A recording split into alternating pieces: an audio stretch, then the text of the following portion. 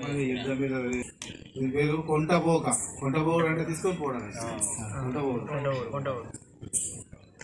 9 పదులు దాటిన పండు ముదితల, 9 పదులు దాటిన పండు ముదితల సంభాషణల సారం వినడం ఒక కవి సమయమే. వారి సంభాషణల సారం వినడం ఒక కవి సమయమే. జీవన గీతికల చివరి చేరికల వలయాలవి. జీవన గీతికల చివరి చేరికల వలయాలవి. ఇవాళ ముచ్చటేటుంటే, నన్ను ఇంకా ఎందుకు ఉంచుతాడో మీది మొకాన కొంటపోక, నన్ను ఇంక ఎందుకు ఉంచుతాడో మీది మొకాన కొంటపోక, జల్లి తీసుకుపోమని మొక్కుతాన్నా, భూమి మీద ఇంకా ఎందుకు ఉండు, నడవస్తలేదు, కూసోవస్తలేదు, లేచి నిలబడ శాత కాదు. 6 నెలల సంధి అన్నీ మంచివలనే, నిద్ర పట్టది, పెయి తిరుగుతుంది. ఆస్తులు ఎన్ని ఉన్నా అన్నీ అవస్థలే, కొసాగరుకు ఏవి ఎక్కడికి రావు.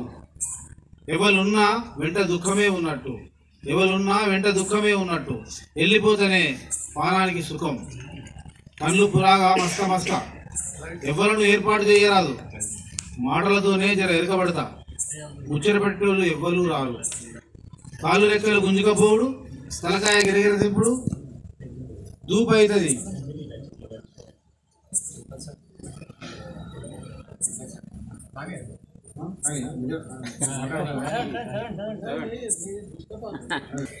కాళ్ళు రెక్కలు గుంజుకపోవుడు, తలకాయ గిరగిర దింపుడు, దూపు అవుతుంది, తాగబుద్ధి కాదు.